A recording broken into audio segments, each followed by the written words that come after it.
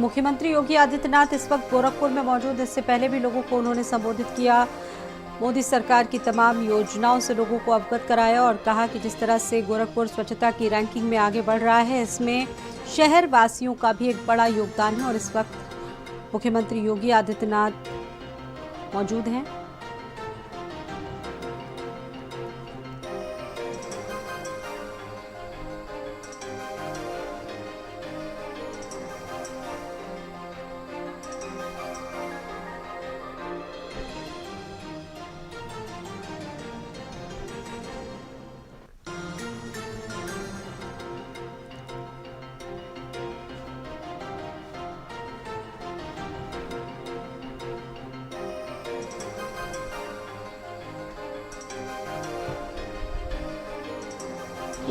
और टैबलेट वितरित किए गए हैं। 17,403 स्मार्टफोन के वितरण का कार्य महाविद्यालयों की तरफ से जारी है। स्वामी विवेकानंद सशक्तिकरण योजना ने युवाओं को तकनीकी रूप से अपग्रेड किया है। युवाओं को देश दुनिया की ताजा घटनाओं के साथ शिक्षा संबंधी करंट अफेयर्स और बेहतर कंटेंट उपलब्ध कराने में महत्वपूर्ण भूमिका निभा रही है।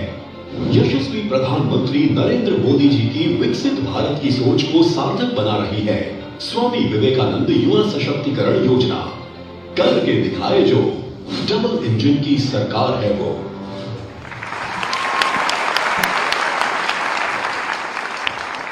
अखंड मंडलाकारं व्याप्तं येन चराचरं तत्पदं दर्शितं येन तस्मै श्री गुरुवे नमः। मंच पर आसीन उत्तर प्रदेश शासन के परम यशस्वी माननीय मुख्यमंत्री महोदय, हम सबके संरक्षक श्रद्धेय गोरक्षपीठाधीश्वर श्री योगी आदित्यनाथ जी महाराज के चरणों में प्रणाम करते हुए विनम्र अनुरोध है कि माननीय मुख्यमंत्री महोदय अपने आशीर्वचनों के द्वारा समस्त युवा शक्ति को अभिषेक करें।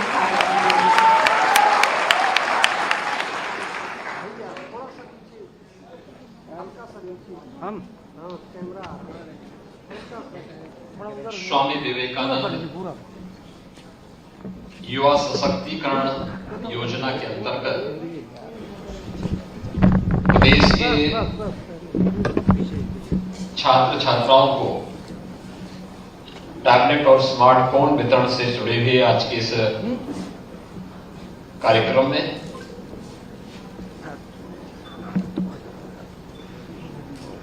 गोरखपुर के लोकप्रिय सांसद श्री रविकिशन शुक्ला जी,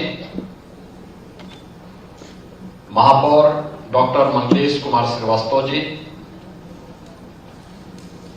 जिला पंचायत के अध्यक्ष श्रीमती साधना सिंह जी, विश्वविद्यालय की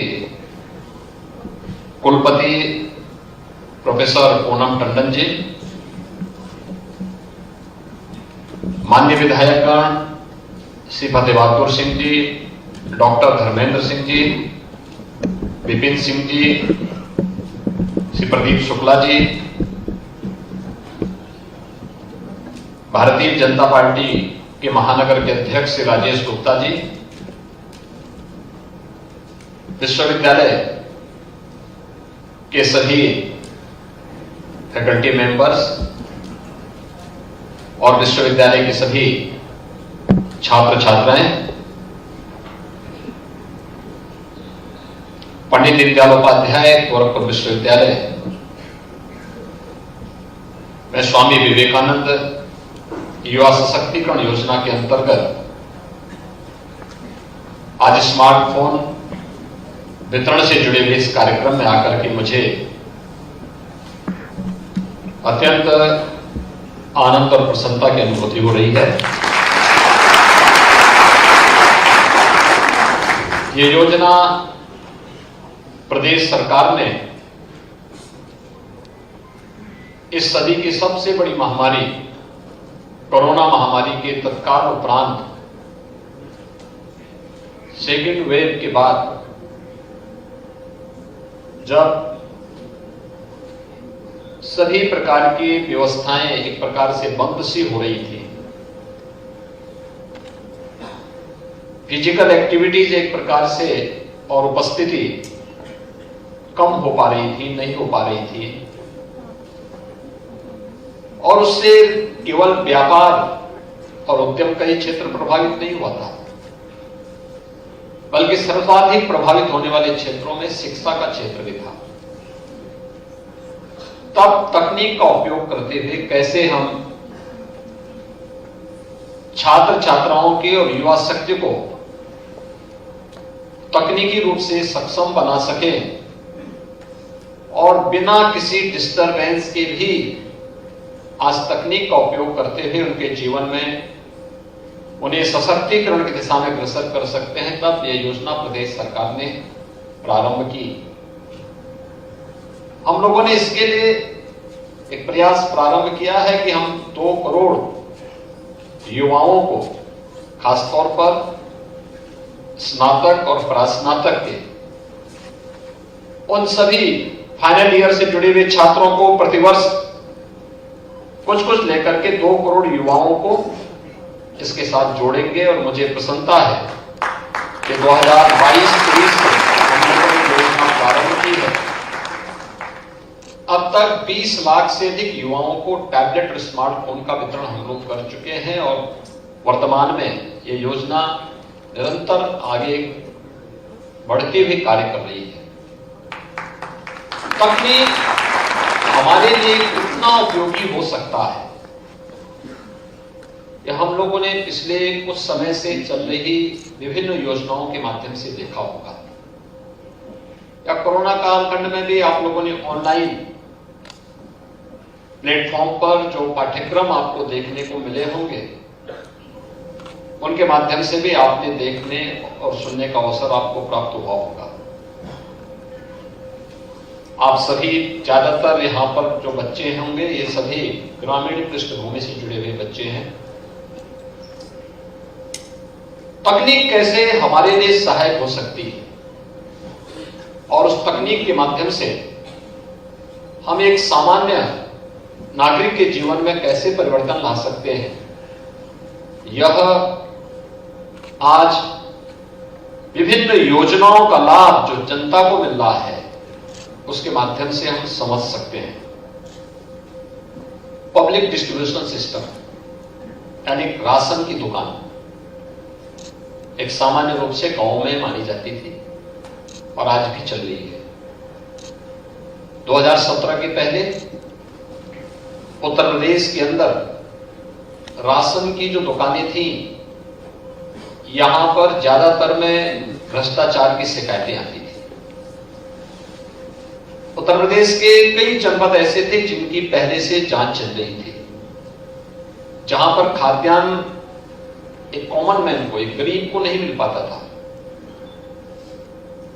एफसीआई गोदाम से उठने के साथ ही और गोदाम से उठने के साथ ही वह खाद्यान्न प्रदेश के बाहर पहुंच जाता था, दूसरे देश तक पहुंच जाता था, गरीब देखता रह जाता था। भूख से मौतें होती थी। आपके कुशीनगर में, गोरखपुर में भी मौतें हुई थी, देवरिया में हुई थी, कई अन्य जनपदों में भूख से मौतें होती थी और सरकारें कुछ नहीं कर पाती थी क्योंकि माफिया बहुत सशक्त था, बड़ा समर्थ था।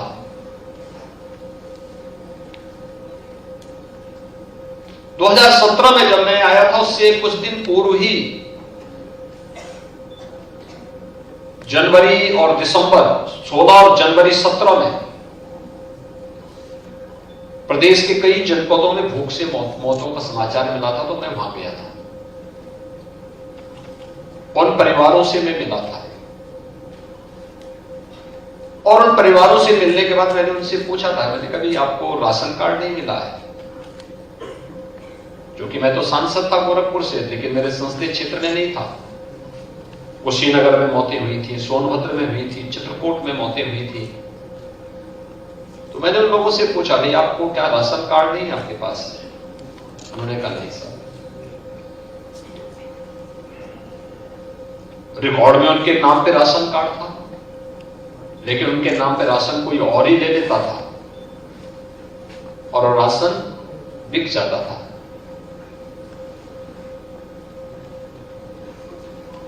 मार्च 2017 में 19 मार्च 2017 को मैंने प्रदेश में मुख्यमंत्री पद की शपथ ली।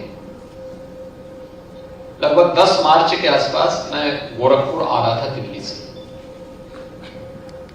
तो गोरखपुर की डायरेक्ट फ्लाइट नहीं थी, मैं गोरखपुर से लखनऊ, लखनऊ से मुझे बाई रोड आना था। तो मैं लखनऊ आया तो उसी फ्लाइट से उत्तर प्रदेश के खाद्य के प्रमुख सचिव यात्रा कर रहे थे। हम दोनों की फ्लाइट में अगल बगल सीट थी। तो मैं अपनी सीट में बैठा, मेरा कोई परिचय था भी नहीं उनसे। तो मैंने उनसे पूछा, मैंने कहा भी वो मुझसे अपना परिचय उन्होंने कार्ड मेरे सामने बढ़ाया, कहा साहब मैं प्रदेश में प्रमुख सचिव खाद्य का। तो मैंने कहा ये सब राशन कोटे की दुकान आप ही के पास आती है? उन्होंने कहा हाँ। तो मैंने कहा भूख से मौतें क्यों हो रही? उन्होंने कहा नहीं, भूख से कोई मौत तो नहीं हो रही। खैर व्यक्ति नकार जा रहा था, लेकिन मैं तो मौके पे गया ही था। उसके 8वें-9वें दिन मैं ही प्रदेश का मुख्यमंत्री बन गया। तो मैंने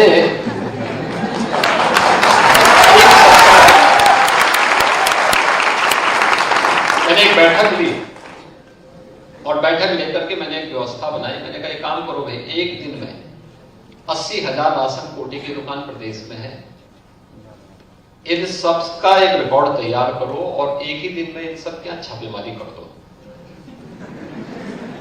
30 लाख फर्जी राशन कार्ड मुझे मिले थे, 30 लाख जो गरीबों के नाम पे बनाए गए थे, लेकिन उनके नाम पे राशन निकलता था, लेकिन राशन उस पात्र व्यक्ति को नहीं प्राप्त होता था। और तब हम लोगों ने टेक्नोलॉजी का उपयोग किया था, पॉइंट सेल मशीन के माध्यम से। उसकी एक बड़ी बड़ी स्क्रीन हमने लखनऊ में लगा दी और लखनऊ की उस स्क्रीन से हम हर एक पॉइंट को चेक कर सकते हैं कि कहां पे फर्जी हो रहा है। उस मशीन के माध्यम से सारी जानकारी उससे प्राप्त हो सकती थी। कहां घटतोली हो रहा है, ना आप कम दे सकते हैं और न ही मशीन के साथ कोई छेड़छाड़ कर सकते हैं। आधार से प्रत्येक राशन कार्ड को जोड़ दिया गया और हर व्यक्ति के नमूने ले लिए गए। परिणाम क्या है? आज जब भारत सरकार जांच कराती है पब्लिक डिस्ट्रीब्यूशन सिस्टम का, उत्तर प्रदेश का पब्लिक डिस्ट्रीब्यूशन सिस्टम पूरे देश के अंदर सबसे अच्छा है, जबकि सबसे बड़ी आबादी और सबसे ज्यादा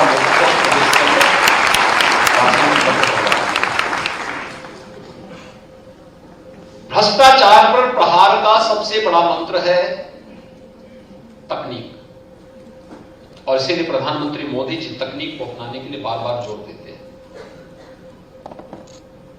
उस दिशा में प्रयास होना, डिजिटल इंडिया का संकल्प और ये सपना क्या साकार हो सकता है? हां, हम सबको उसके लिए अपने आप को तैयार करना होगा। स्वामी विवेकानंद के नाम पर हम लोगों ने राज्य में इसीलिए इस स्कीम को चलाई। स्वामी विवेकानंद हम सब जानते हैं, एक युवा सन्यासी थे। मात्र 39 वर्ष का जीवन उन्होंने जिया था। वैश्विक मंच पर भारत की सनातन परंपरा को प्रभावी ढंग से रखने का कार्य उन्होंने किया था। दुनिया के सामने भारत के धर्म और दर्शन को जिस सशक्त तरीके से उन्होंने रखा था, और उन्होंने केवल कहा यह केवल पोगापंथी नहीं है, ये जो कुछ भी है यह विज्ञान से आगे बढ़ करके है। विज्ञान की सीमाएं जहां पे समाप्त होती है, वहां से भारतीय दर्शन और भारतीय अध्यात्म प्रारंभ होता है। इस बात को प्रभावी ढंग से रखने का काम स्वामी विवेकानंद ने किया था, और आज ये हम सबका सौभाग्य है। इसलिए प्रदेश के अंदर जब मेरे सामने आया कि मैंने इसके बारे में विभाग से कहा, मैंने कभी इस एक स्कीम को हमें बनाना चाहिए, क्योंकि कोरोना कालखंड में बच्चे कोई प्रतियोगी परीक्षाओं की तैयारी कर रहा होगा, किसी को हम, क्योंकि 2 वर्ष से ऐसे लगातार हो गए थे कि जब हमें परीक्षा किए बगैर हम बच्चों को पाठ अगली क्लास में प्रमोट कर रहे थे। हमने कहा क्या ऑनलाइन एग्जामिनेशन के साथ हम जोड़ सकते हैं? बच्चों के पास टैबलेट नहीं थे, स्मार्टफोन नहीं थे, ऑनलाइन एजुकेशन के साथ जोड़ सकते हैं, उनके पास ये व्यवस्था नहीं थी, और भी अन्य संसाधनों का अभाव था। तब हम लोगों ने कहा कि नहीं, स्वामी विवेकानंद के नाम पे एक स्कीम निकाली है, 2 करोड़ युवाओं को हम लोग इस योजना के साथ जोड़ेंगे। और आज मुझे प्रसन्नता है कि 20 लाख से अधिक युवाओं को अब तक हम टैबलेट अथवा स्मार्टफोन उपलब्ध करवा चुके हैं। और इसी क्रम में आज दीनदयाल उपाध्याय गोरखपुर विश्वविद्यालय में 1000 छात्र छात्राओं को ये सुविधा उपलब्ध हो रही है। जिन्हें उपलब्ध हो रही है उनको मैं हृदय से बधाई देता हूं। जिन लोगों को अभी नहीं उपलब्ध हो पाया है वो इंतजार करें, उनको भी ये योजना उपलब्ध होगी। इसकी सबसे बड़ी खूबी क्या है? स्मार्टफोन और टैबलेट केवल आपके लिए, आपके कॉल करने के लिए या आपको मनोरंजन करने के लिए, एजुकेशन के लिए नहीं है। इससे भी आगे जाकर के आपको आत्मनिर्भर बनाने का एक सशक्त माध्यम बन सके, इसके लिए भी इसमें केंद्र और राज्य सरकार की वे सभी स्कीम आपको मिलेंगी जो एक युवा के लिए होनी चाहिए। ये हमारा सौभाग्य है कि दुनिया के अंदर भारत एक ऐसा देश है जिसके अंदर सबसे ज्यादा युवा शक्ति निवास करती है। और भारत दुनिया के अंदर अकेले एक देश है जिसमें 56% आबादी जहां की कामकाजी आबादी है, जो कार्य करता है, मेहनत करता है, मेहनत कश है, युवा है। और ये हमारा सौभाग्य है कि भारत के अंदर उत्तर प्रदेश एक ऐसा राज्य है जिसकी 58% आबादी कामकाजी है, मेहनती है, कार्य कर सकती है, वो अपनी प्रतिभा का लोहा बना सकती है। उसको डायरेक्शन की आवश्यकता है, उसे आगे बढ़ाने की आवश्यकता है। उसे आगे बढ़ाने के क्रम में हम इस योजना को लेकर आए हैं। थोड़ा सा प्रयास करें, परिणाम अपने आप आने लगते हैं। परिणाम लाने के लिए प्रयास करने की आवश्यकता है। मैं बार बार इस बात को सोचता हूं कि हमारे महाविद्यालय या विश्वविद्यालय या उच्च शिक्षण के संस्थान अपने आप में टापू बनकर के रह गए। वे शिक्षा और डिग्री और सर्टिफिकेट देने के केंद्र मात्र बन के रह गए। उनको उससे बाहर निकलना पड़ेगा। और सौभाग्य से कोरोना कालखंड में प्रधानमंत्री मोदी जी ने आपके लिए एक राष्ट्रीय शिक्षा नीति दी। ये केवल आपको सर्टिफिकेट, डिप्लोमा, डिग्री देने का एक माध्यम नहीं बनेगी केंद्र, बल्कि अब यहां से निकला हुआ कोई भी छात्र या छात्रा जब यहां से निकलेगा तो वह आत्मनिर्भर बनकर के निकलेगा, स्वावलंबी बनकर के निकलेगा, प्रावलंबी नहीं, दूसरों पर निर्भरता नहीं, बल्कि जब वो निकलेगा तो आत्मविश्वास से भरपूर होगा। प्रधानमंत्री मोदी जी ने क्या कहा था आपको? आजादी के अमृत महोत्सव के मुख्य संबोधन को संबोधित करते हुए प्रधानमंत्री मोदी जी ने कुछ बातें कही। जब भी कोई संबोधन होता है, हमारे युवाओं को चाहिए कि कुछ महत्वपूर्ण मुद्दों को नोट करें और नोट करके फिर उसको देखें, अगले दिन न्यूज़पेपर में देखें क्या है, इसका मतलब क्या है, ढूंढें, जानकारी लें। उन्होंने 5 बातें कही थी। उन्होंने कहा है आजादी का अमृत महोत्सव है। आजादी हमने अपनी आंखों से नहीं देखी, लेकिन आजादी के 75 वर्ष के समारोह में हम सहभागी बन रहे हैं। लेकिन यही हमारा केवल मंजिल, यही हमारी मंजिल नहीं है। मंजिल तो हमारी होनी चाहिए कि जब देश अपनी आजादी की शताब्दी महोत्सव मना रहा होगा 2047, तब हम कैसा भारत चाहते हैं। आपके लिए समय है। जो उम्र हमारी आज इस समय है, उस समय आपकी वह उम्र होगी। और तब कैसा भारत आपको चाहिए, उस भारत के लिए उन्होंने 5 पंचप्रण की बात की। वे पंचप्रण क्या है?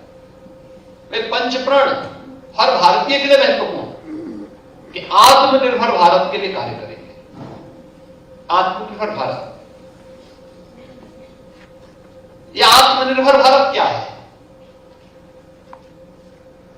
हम अक्सर उसको भूल जाते हैं। राष्ट्रपिता महात्मा गांधी ग्राम स्वराज की बात करते थे। आप किसी पुराने गांव में जाइए जो थोड़ा अभी आधुनिकता से दूर हो, उस गांव में आप देखिए सभी प्रकार की जातियां होंगी। गांव में हर प्रकार के लोग होंगे, नहीं होंगे तो पूर्वजों ने उनको बसाया होगा, या उस गांव के इतिहास के बारे में अगर आप जाकर के देखेंगे, क्यों जिस भी किसी जाति का होगा तो उस जाति ने दूसरी जाति के लोगों को भी कुछ बसाया है, और फिर वे एक दूसरे के साथ मिलकर के उस गांव की व्यवस्था का संचालन करते थे। भारत का गांव कभी भी सरकार पर आश्रित नहीं था। सरकार पर आश्रित उसकी केवल और केवल राजनीतिक दृष्टि से रही होगी, अन्यथा वो सरकार से कोई अपेक्षा नहीं करता था। आत्मनिर्भरता का सबसे अच्छा उदाहरण भारत के गांव हुआ करते थे। गांव आप देख सकते हैं, उस गांव में हर जाति के लोग हैं। गांव में गांव का राजमिस्त्री भी है, गांव में गांव का कारपेंटर भी है, गांव में गांव का नाऊ भी है, गांव में मोची भी है, गांव में गांव का बढ़ई भी है, गांव में गांव का यानी सुरक्षा वाली भी हैं, गांव में गांव का पुरोहित भी है, गांव में यानी सब कुछ है। गांव में अपनी खेती बाड़ी में स्वयं करते हैं, पानी के अपने कुएं उनके अपने हैं, बावड़ी है या तालाब है, ये सब कुछ उनका अपना है, अपनी मार्केट है, सब कुछ अपनी व्यवस्था में संचालित करते हैं। एक हमारे गांव का एक दृश्य था, ऐसा न रहा होगा, लेकिन अपनी खेती बाड़ी से जो अर्जित किया, बाजार ले गए, राशन दिया, राशन के बदले अपना सामान खरीद के लेके आ गए। ये गांव था। आत्मनिर्भरता, कैसे आत्मनिर्भर होगा भारत? यह प्रश्न मेरे सामने भी था 2017 में जब मैं मुख्यमंत्री बना था, कैसे होगा? तो मुझे उस दौरान 2-3 देशों की यात्रा में जाने का अवसर मिला था। प्रदेश देश की उस समय विदेश मंत्री श्रीमती सुषमा स्वराज जी थी। वे स्वस्थ हो गई तो उन्होंने मुझे एक मैसेज भेजा कि म्यांमार में एक इंटरनेशनल बुद्धिज्म का एक समारोह हो रहा है, समिट हो रहा है, उस समिट में आप भारत की तरफ से चले जाते हैं। तो अब रंगून जाना था, तो मुझे बहुत जल्दी में इस समाचार मिला था, तो मैंने तैयारी की। तो मैं यहां से बैंकॉक गया और बैंकॉक से रंगून की फ्लाइट पकड़ी, मैं रंगून पहुंचा।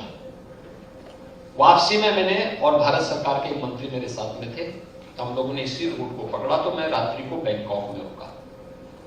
गोरखपुर के काफी लोग बैंकॉक में रहते हैं, और लोगों से मैं मिला। संयोग से थाईलैंड के उस समय के कुछ मंत्री मुझसे मिलने के लिए आए थे।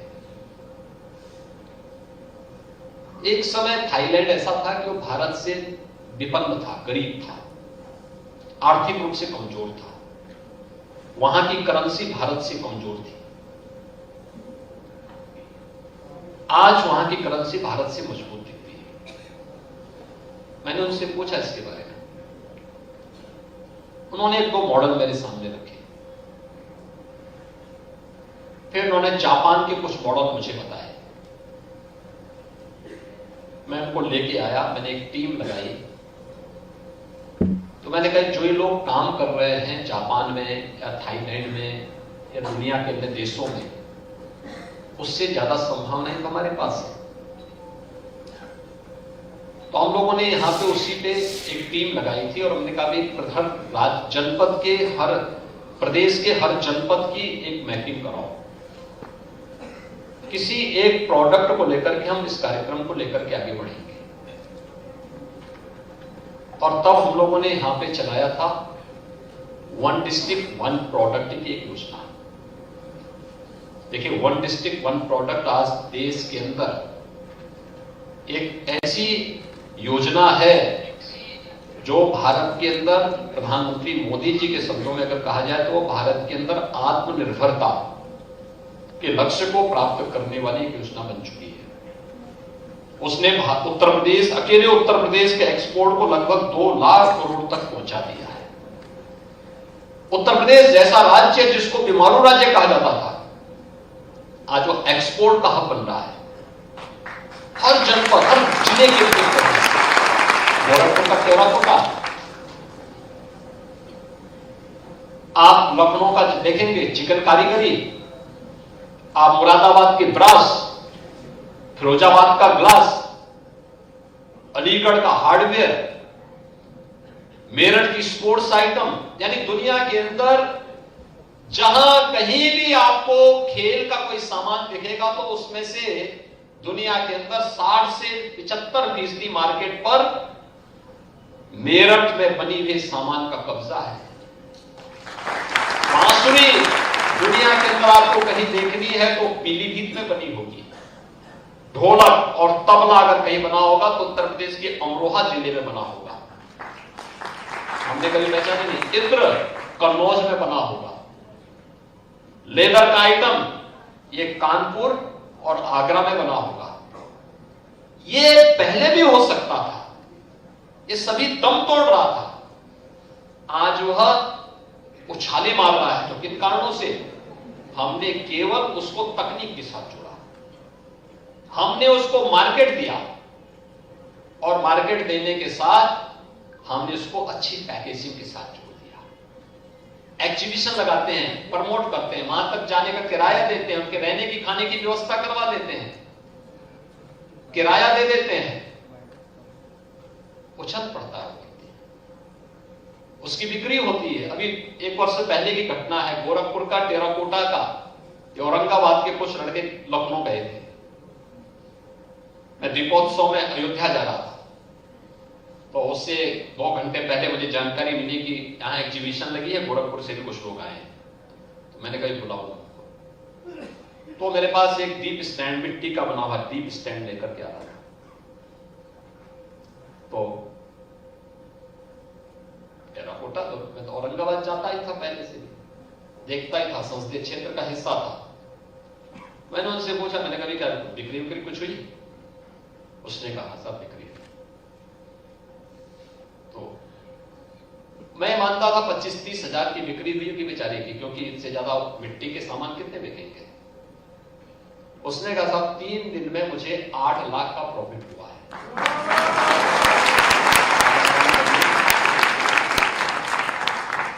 गोरखपुर में मिट्टी का सामान, टेराकोटा का सामान बनाने वाला व्यक्ति 3 दिन में 8 लाख का मुनाफा कमाता है। मुनाफा कमाने का होगा 24-25 लाख का सामान बेचा होगा और लखनऊ में बिका उसका सामान। अभी मैं फिर लखनऊ में उत्तर प्रदेश दिवस के दिन लखनऊ में मैं गया था, वहीं का एक दूसरा कारीगर मुझे मिला, वह भी अपनी एग्जीबिशन के साथ वहां पे था। क्या अच्छी आइटम बना के रखते हैं। आज हमने उनको तकनीक किसके वजह क्यों तकनीक दी? मैनुअल चाक की बजाय इलेक्ट्रिक और सोलर चाक दे दी, स्पीड बढ़ गई, मार्केट दे दिया, पैकेजिंग के साथ जोड़ दिया। परिणाम क्या है कि उनके जीवन में परिवर्तन आ गया। ऐसे ग्लास का है, ऐसे ब्रॉस का है, ऐसे अन्य आइटम को उत्तर प्रदेश के अंदर थोड़ी गति दी। परिणाम क्या है? अकेले मुरादाबाद में ब्रॉस एकदम बंदी के कगार पर था, लोग पलायन कर रहे थे, हताश थे, निराश थे। मैं गत वर्ष वहां गया था इनके साथ बैठक लेने के लिए। 16,000 करोड़ रुपए का केवल एक्सपोर्ट होता है वहां का ब्रॉस का आइटम इस समय 16,000 करोड़ रुपए। भदोई में गया था, भदोई की कालीन 12 से 13,000 करोड़ रुपए की वहां बिक्री होती, दुनिया के अंदर जाती है। 12 से 13,000 करोड़ की कालीन हर वर्ष जाती है। थोड़ा प्रमोट किया सरकार ने, उसको एक मंच दिया, तो आत्मनिर्भरता के लक्ष्य को, स्थानीय उत्पाद को प्रमोट करके स्थानीय स्तर पर जो हमारा कारीगर, हमारा हस्तशिल्पी जिसे बनाता है, उससे रोजगार का सृजन भी होता है। और इसका लाभ हमें कब प्राप्त हुआ? कोरोना कालखंड में 40 लाख लोग वापस आ रहे थे। कारीगर, कामगार, मजदूर, श्रमिक वापस आ रहा था। कहां काम दें? क्योंकि तमाम राज्यों ने तो उनके साथ जो व्यवहार किया था वो किसी से छुपा हुआ नहीं। और अकेले उत्तर प्रदेश था जो कह रहा था कि नहीं, हम अपने लोगों को संभालेंगे। हम खड़े हुए और उन 40 लाख लोगों को हम सम्मानजनक ढंग से प्रदेश के अंदर लाए, उनके गांव तक पहुंचाए। और हम लोगों ने कहा कि इनमें ज्यादातर लोगों को काम दे दो। ओडीओपी योजना के अंतर्गत, वन डिस्ट्रिक्ट वन प्रोडक्ट योजना के अंतर्गत या एमएसएमई यूनिट के अंदर हम लोगों ने उनके साथ समायोजन करना प्रारंभ किया। परिणाम क्या था? ज्यादातर लोगों को रोजगार मिला। अगर सरकार पहले से तैयार नहीं होती तो हम कुछ नहीं कर पाते। तो स्थानीय उत्पाद को प्रमोट करके हम एक बड़े लक्ष्य को प्राप्त कर सकते हैं। स्थानीय कारीगर को हम प्रोत्साहित कर सकते हैं। कारीगरों को प्रोत्साहित करके नया मंच दे सकते हैं। तो वन डिस्ट्रिक्ट वन प्रोडक्ट की योजना आत्मनिर्भर भारत की ही योजना है। या फिर विश्वकर्मा श्रम सम्मान योजना, ये 2019 में हम लोगों ने प्रारंभ की थी, जो आज पीएम विश्वकर्मा के रूप में पूरे देश के अंदर लागू हुई है। तो पहला प्रण प्रधानमंत्री जी का क्या था? आत्मनिर्भर भारत के लक्ष्य को प्राप्त करना। आत्मनिर्भर भारत, हम सबका लक्ष्य क्या होना चाहिए? हमारा देश आत्मनिर्भर। दूसरा प्रण था उनका गुलामी के अंश को समाप्त करना। ये यूरोप का है, ये अमेरिका का है, ये कनाडा का है, ये ऑस्ट्रेलिया का है, ये फलानी जगह का है, ये अच्छा होगा, और ये भारत का है, ये गोरखपुर का है, ये वाराणसी का है, या लखनऊ या प्रयागराज का है, ये अच्छा नहीं होगा। इस मानसिकता से उभरना, ये मानना हमारा प्रोडक्ट अच्छा होगा और दूसरे का अच्छा नहीं होगा। अगर हम इस दिशा में कार्य प्रारंभ करेंगे और उसके अनुरूप प्रतिस्पर्धा, स्वस्थ प्रतिस्पर्धा को आगे बढ़ाना, उसके अनुरूप प्रोडक्ट के लिए ट्रेनिंग देना, टेक्नोलॉजी के साथ जोड़ना, या किसी भी दिशा में आप आगे बढ़ना के प्रयास करेंगे, परिणाम आएंगे। गुलामी की मानसिकता से सर्वथा मुक्त होगा। तीसरा, विरासत पर सम्मान का भाव होना। अपनी परंपरा पर गौरव की अनुभूति होनी चाहिए, और हम भारतीयों को तो और भी गौरव की अनुभूति होनी चाहिए। जितनी प्राचीन परंपरा संस्कृति हमारी है, इतिहास से भी परे हम लोग हैं। हमको इतिहास के दायरे में कोई कैद नहीं कर सकता। उससे भी आगे जाकर के हजारों करोड़, हजारों वर्षों की एक इतिहास है हमारा, हजारों वर्षों का है। अभी 500 वर्ष का भगवान राम का, अभी तो प्राण प्रतिष्ठा का, पुनर्प्राण प्रतिष्ठा का कार्यक्रम अयोध्या में संपन्न हुआ। पर अब भारत किस रूप में, किस उत्साह के साथ जुड़ा है? दुनिया जुड़ी है, दुनिया एकजुट है। लोगों के लिए कौतूहल और आश्चर्य का विषय है। अभी आपने वाराणसी का देखा होगा। वाराणसी में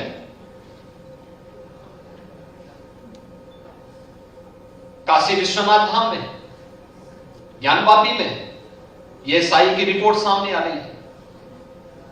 ईएसआई की रिपोर्ट क्या बताती है? बहुत कुछ आपके सामने उदाहरण प्रस्तुत करता है, लेकिन उस विरासत पर जो प्रधानमंत्री मोदी जी ने आजादी के अमृत महोत्सव वर्ष के समय आपको उपलब्ध कराया था, हम आजादी की लड़ाई को अपनी आंखों से नहीं देखे, देश को आजाद होते समय हम नहीं देखे, लेकिन जब देश अपनी आजादी का अमृत महोत्सव मना रहा था, हर घर तिरंगा के माध्यम से हम इस महोत्सव में सहभागी बने थे, क्योंकि हमारे पूर्वजों ने लड़ाई की।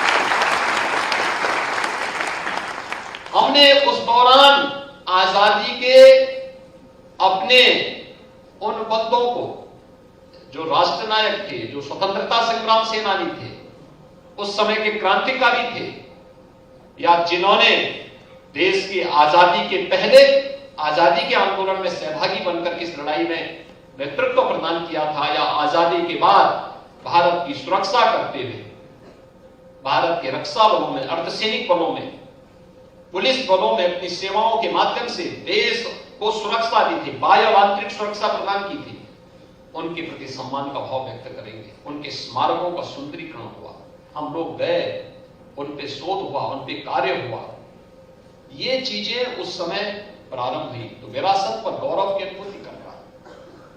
हम राम पर इसलिए क्योंकि राम हमारे पूर्वज थे, कृष्ण हमारे पूर्वज है। ये केवल हमारी आस्था नहीं, हमारी विरासत भी है, और हम उस परंपरा पर गौरव की अनुभूति करते हैं। प्रधानमंत्री जी ने जो चौथी बात आपके लिए की थी, पूरे देशवासियों के लिए की थी, कि हम अपनी विरासत पर गौरव की अनुभूति तो करें, लेकिन फूट डालने वाले तत्वों से सावधान भी रहें, एकता और एकात्मता की चर्चा भी करें, उसको लेकर के मजबूती के साथ आगे बढ़े। अपने सैनिकों के प्रति सम्मान का भाव रखें, सुरक्षा बलों के प्रति सम्मान का भाव, अपने मन में सम्मान की भावना रखें, क्योंकि जो लोग विकास नहीं चाहते हैं वे विभाजन करना चाहेंगे। जो नहीं चाहेंगे कि भारत विकसित देश हो, आत्मनिर्भर हो, वे आपस में फूट डालने का काम करेंगे, लड़ाएंगे, जाति के नाम पे, क्षेत्र के नाम पे, भाषा के नाम पे, तमाम अन्य बातों के आधार पर। इसकी कीमत किस रूप में हमने चुकाई थी? उत्तर प्रदेश इसका जागता जागता जीता जागता उदाहरण है। पहचान का संकट था उत्तर प्रदेश के नौजवानों के साथ, जाते थे कहीं बाहर, अपनी पहचान छुपाते थे। आज पहचान का संकट नहीं है, आज उत्तर प्रदेश वासियों का पहचान का संकट नहीं है। हम लोगों को देखना होगा, फूट डालने वाले तत्वों से सावधान होना। इसलिए एकता और एकात्मता की चर्चा करना, और अंतिम प्रण जो प्रधानमंत्री जी ने कहा था वह है नागरिक कर्तव्य। एक नागरिक के रूप में मेरा दायित्व क्या है? हम अधिकार की चर्चा तो करते हैं, लेकिन अधिकार के साथ साथ हमारे कर्तव्य क्या हैं? उन कर्तव्यों के बारे में ज्यादा आगाह होना। पहले कर्तव्य होगा, फिर उसके बाद अधिकार होंगे। उल्टा ना करें, पहले अधिकार और फिर कर्तव्य नहीं, पहले कर्तव्य फिर अधिकार। एक नागरिक के रूप में मेरा कर्तव्य क्या है? पहले देश, तब अंत में मैं। पहले देश, नेशन फर्स्ट। ये पंच प्रण का संकल्प प्रधानमंत्री मोदी जी का देशवासियों के लिए इसी बात को लेकर है। हमने स्मार्टफोन और टैबलेट की व्यवस्था इसीलिए प्रारंभ की, इसके माध्यम से अपने युवाओं को हम लोग तकनीकी रूप से सक्षम भी बना सकें, और साथ साथ केंद्र और राज्य शासन की युवाओं से जुड़ी हुई योजनाओं के साथ भी जोड़ सकें। आप अपने परंपरागत पाठ्यक्रम से तो अपनी शिक्षा अर्जित करे हैं, लेकिन अगर आप किसी प्रतियोगी परीक्षा की तैयारी कर रहे हैं तो आपके लिए अभ्युदय कोचिंग की भी ऑनलाइन व्यवस्था मौजूद है, आप उसका भी उपयोग कर सकते हैं। एक प्लेटफॉर्म आपके लिए। आप इसके बाद कुछ कार्य करना चाहते हैं तो कौन सी योजना आपके लिए अच्छी हो सकती है? पीएम स्टार्टअप की योजना, पीएम स्टैंड अप की योजना, पीएम मुद्रा की योजना, मुख्यमंत्री युवा स्वरोजगार की योजना, कौन सी ऐसी स्कीम हो सकती है जो आपको आत्मनिर्भरता की ओर अग्रसर कर सकती है? वह भी जानने का एक अवसर आपके पास इसके माध्यम से प्राप्त होगा। बालिकाओं के लिए भी बहुत सारी स्कीम उसके साथ जुड़ी हुई, हम उसको देखें और हमारी जानकारी होनी चाहिए। दूसरा, हम अपने संस्थानों को केवल इसका माध्यम न बनाएं कि हमारे विश्वविद्यालय या हमारे संस्थान केवल डिग्री या डिप्लोमा या सर्टिफिकेट देने के माध्यम भी न बने, बल्कि बच्चों को वास्तविक ज्ञानवान बनाने का प्रयास भी करें। शिक्षित बनाना एक कार्य है, वह आप कर रहे हैं, लेकिन ज्ञानवान तब बनेगा जब वह व्यावहारिक धरातल पर उतर करके उसका अनुभव करेगा। केंद्र या राज्य सरकार अपनी कोई स्कीम बनाती है, जैसे गोरखपुर में फर्टिलाइजर कारखाना बना, या गोरखपुर में एम्स बना, या गोरखपुर में आयुष विश्वविद्यालय बन रहा है, या गोरखपुर में कोई बड़ा उद्योग लग रहा है। ये जितने बड़ी स्कीम बनती हैं, तो इससे पहले इसकी एक सोशल इंपैक्ट स्टडी होती है। वहां की सामाजिक, वहां की जैव पारिस्थितिकी, वहां के अन्य परिस्थितियों पर इसका क्या असर पड़ेगा। बहुत सामान्य अध्ययन होता है, 4-5 महीने का समय लगता है, एक डाटा कलेक्ट किए जाते हैं, बहुत सारे, आज तो सब कुछ पहले से मौजूद है। थोड़ा सा प्रयास करना है और उस स्टडी को फिर प्रस्तुत कर देना है, फिर उस पर चर्चा होती है, तब वह स्कीम, वह प्रोजेक्ट आगे बढ़ पाता है। होता क्या है, इसमें दुनिया की और देश की कुछ कंपनियों की मोनोपोली है। लंबी फीस लेते हैं, लंबा समय लेते हैं। बहुत सारे लोग तो दिल्ली और मुंबई से बाहर नहीं निकलते, वहीं बैठे बैठे अध्ययन कर लेते हैं, फीस ले लेते हैं। हमारा कहना है, क्या ये स्टडी हमारे संस्थान नहीं कर सकते, हमारे विश्वविद्यालय नहीं कर सकते? हमारे शिक्षक और हमारे छात्र मिलकर के स्टडी को लेंगे तो विश्वविद्यालय की भी अतिरिक्त इनकम बढ़ेगी और साथ साथ छात्रों को भी कुछ मानदेय उसके माध्यम से, स्कॉलरशिप के माध्यम से उपलब्ध किया जा सकता है। गरीब छात्रों को एक अतिरिक्त रूप से, आर्थिक रूप से मजबूत करने में वो मदद कर सकती है, लेकिन हमें उसके लिए तैयार होना पड़ेगा। या अपनी शिक्षा के साथ साथ, अपनी डिग्री के साथ साथ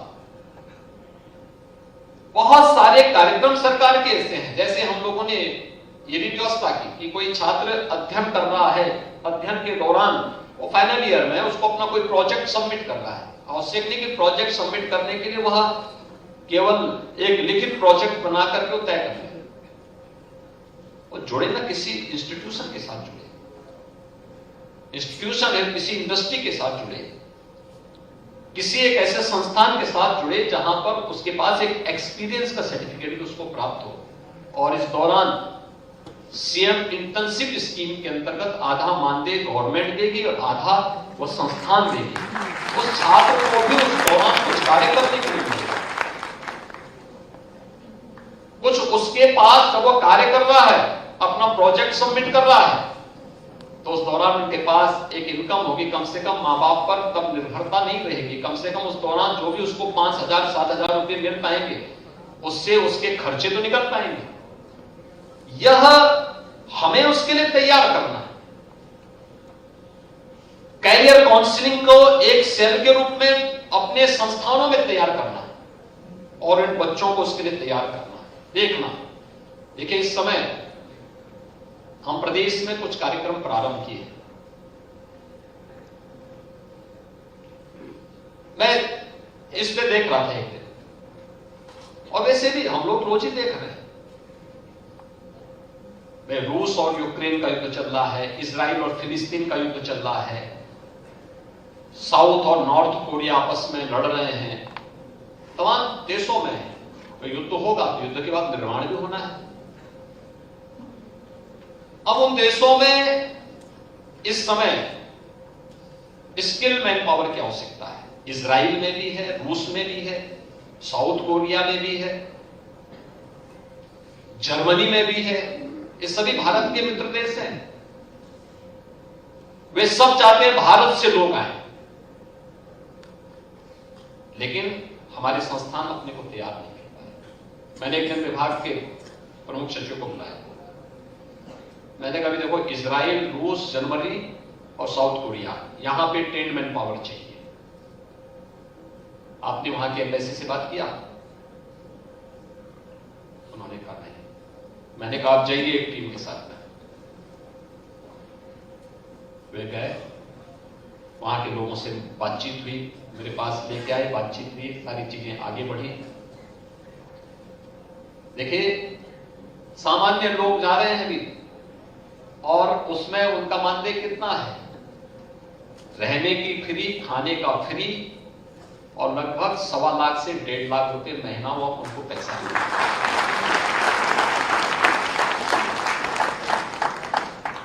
अब एक सामान्य व्यक्ति को 1.25 लाख से 1.5 लाख रुपए खाना पीना फ्री के बाद अगर मिल जाए तो क्या बुरा है क्या?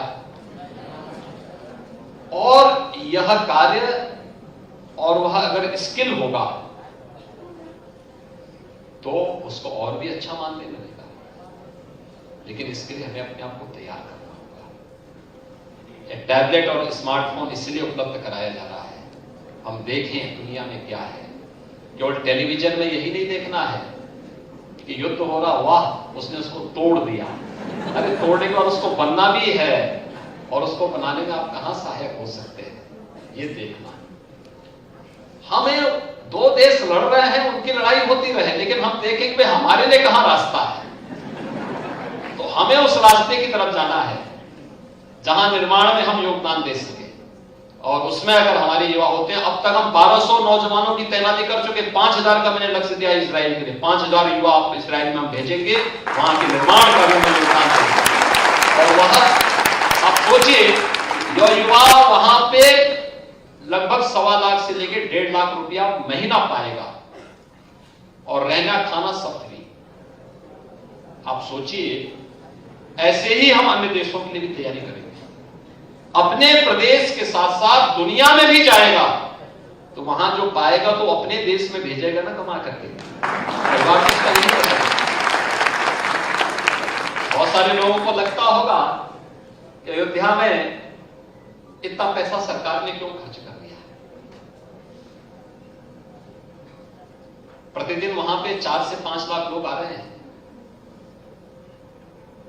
तो हम कहते हैं भाई लोग आएंगे, यूपी को देखेंगे, कहते हैं इससे क्या लाभ होगा। अरे हमने कहा आएंगे तो होटलों में तो यही रहेंगे, यहीं का रहेंगे ना। होटल में काम करने वाले तो यूपी के ही लोग हैं ना। टैक्सी यूपी की उपयोग करेंगे, सामान भी यहीं से खरीदेंगे। अयोध्या में पहले दिन ही सब सामान बिक गया,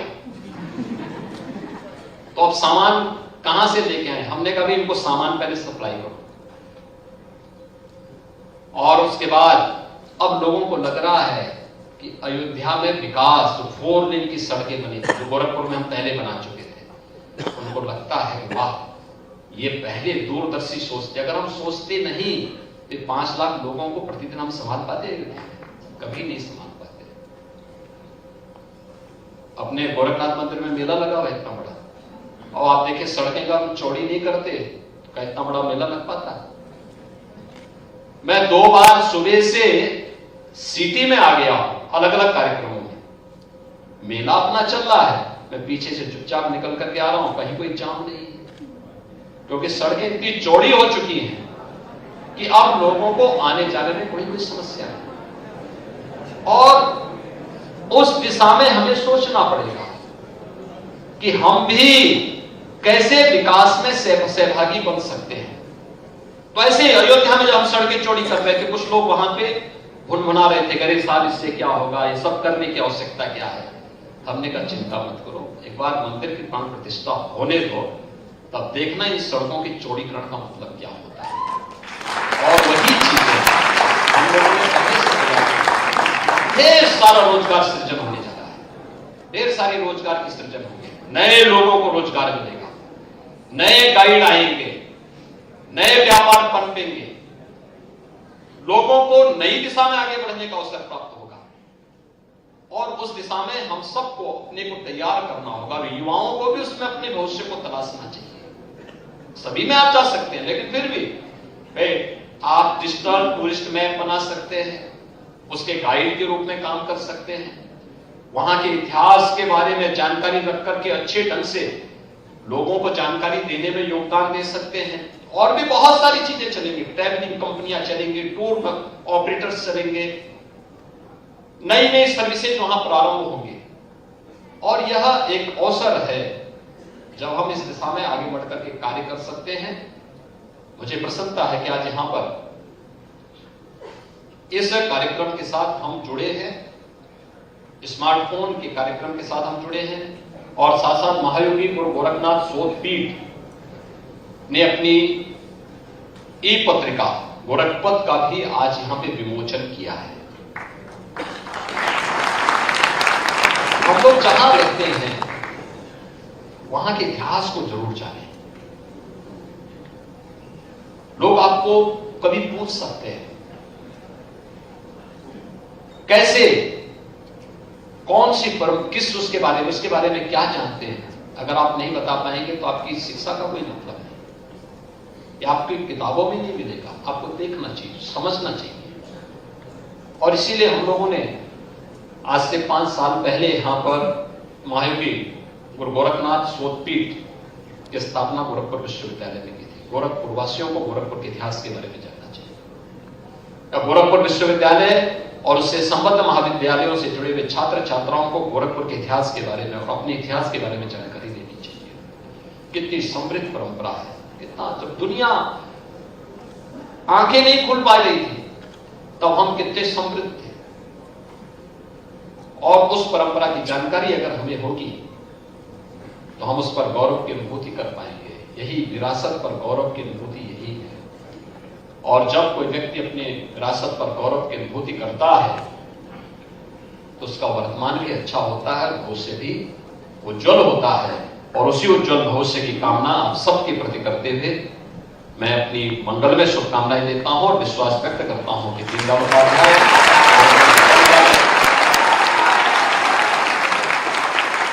और अच्छी दिशा में कार्य करेगा।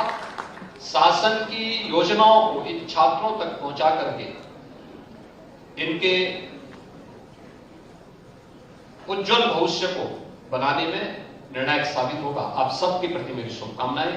धन्यवाद। जय हिंद।